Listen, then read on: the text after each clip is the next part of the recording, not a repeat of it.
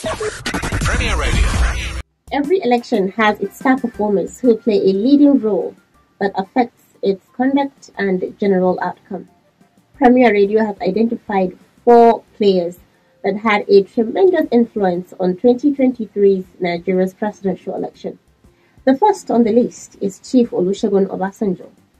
Chief Olusegun Obasanjo is perhaps the most enigmatic figure in the 2023 presidential election, and arguably in the Nigerian political environment. Since he left office in 2007, he has chosen for himself the role of presidential ombudsman, with his periodic open letters to all the presidents who have come after him, criticizing their policies and programs. As a former head of state with international connections, he has become an outspoken critic and one of the most influential figures in Nigerian politics. His views and lessons are sought by those who aspire to higher office in Nigeria, especially for aspirants to the office of president. His role in the 2023 elections is the most contentious yet. He endorsed Peter Obi, went around the country mobilizing support for him, and encouraged youths all over the country to shape a new political order by joining forces with him to vote out the old politicians presented by the other major parties. He is the only former head of state who has ever publicly endorsed or even openly disavowed any aspirant to the office of the president. He supported Buhari in 2015 and spoke against Jonathan and worked against Atiku in the recent elections. When his candidate was not pronounced the winner in the 2023 presidential election, Obasanjo made what is perhaps his most controversial act by making a televised call for the cancellation of the presidential election, just as the collation of the results was about to begin, due to what he alleged to be widespread irregularities, which he claimed could lead to explosive protest and dire consequences if the results were to be upheld. The second star performer in the presidential election is Asiwaju Bola Ahmed Tinubu. Tinubu was arguably the most controversial of the major candidates in the 2023 presidential elections. He had to fight a bruising battle to emerge as the candidate at the national convention of his party, the APC. It was never in doubt that Tinubu would contest for the office of president. It was always assumed that he was going to be the preferred candidate, given the pivotal role he played in the founding of the APC. It was indeed widely rumored that he had a covenant with President Muhammadu Buhari to succeed him, considering that he gave up his ambition to be the vice presidential candidate in 2015. This did not appear to be the case when the race for the presidential candidate was flagged off. Aspirants appeared from everywhere, some of whom claimed to have been anointed by President Buhari. At one point, one of the aspirants was hoisted as the consensus candidate.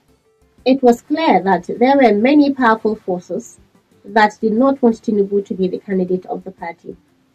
His frustrations boiled over at a political meeting in Abeokuta, where he openly and uncharacteristically declared that he helped to make President Buhari, and it was his turn to be the presidential candidate of the party. Tinubu again openly declared at a different rally in the same Abeokuta that he was the target of a conspiracy to undermine his electoral chances by instigating an unpopular and socially destructive petrol scarcity and currency redesign project. Of all the candidates, Tinubu was the object of the most scrutiny. His person, identity, educational background, wealth, his physical and mental well-being were ceaselessly and often negatively analyzed. In spite of all the obstacles and adversities that he faced, it is now part of Nigeria's history that Tinubu prevailed in the 2023 presidential election and has been declared president-elect, who is billed, barring any unforeseen circumstances, to occupy the most significant office in the land come May 2023. The other star of 2023 presidential election is Governor Nyesom Wike. Wike was one of the most dramatic and outspoken figures of the 2023 elections. He contested and lost the contest to become the presidential candidate of the PDP at its 2022 national convention. His loss was facilitated by the last-minute withdrawal of Governor Tambol and his shift of support to Atiku Abubakar.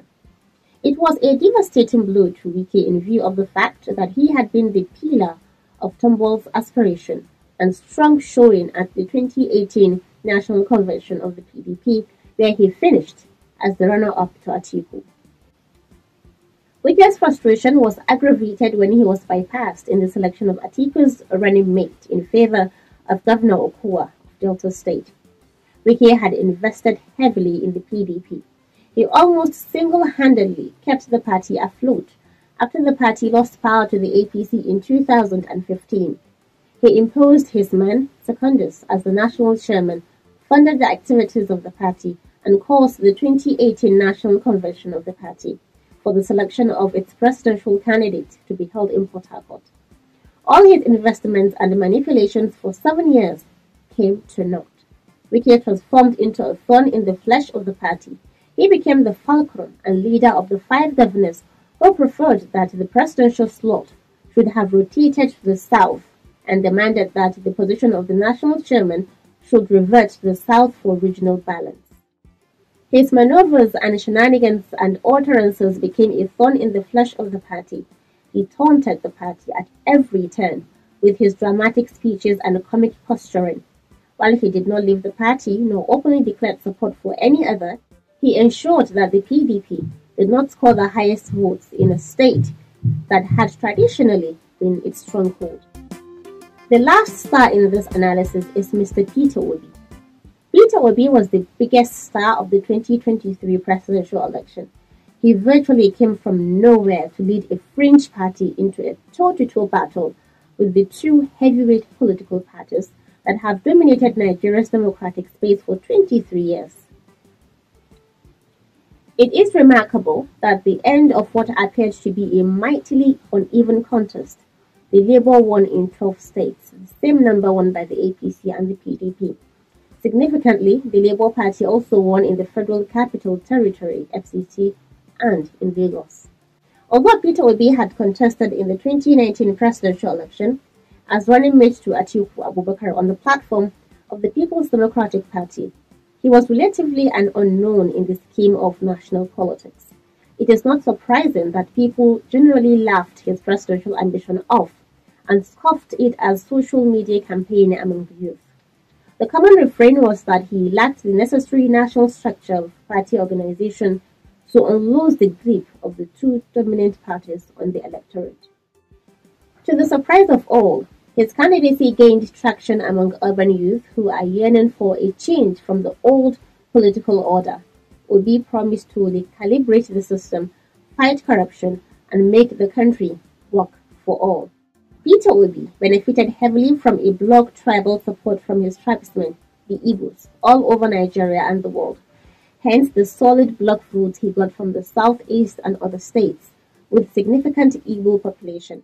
It is also to be mentioned that he succeeded in arousing significant support from Christians, particularly in the northern states, where resentment of the APC's same-faith ticket was very strong. Peter Obi's showing has surprised and impressed critics and supporters alike. His performance shows that with the right message, a candidate can squeeze water out of stone. Some have already started suggesting that he now has 4 years to build a national structure that will be pervasive enough to establish a credible presence and gain acceptance in all those zones which he performed woefully in the 2023 elections, thinking of him as a credible candidate for 2027 presidential election. Aisha Ahmed Ismail, Premier Radio. Premier Radio.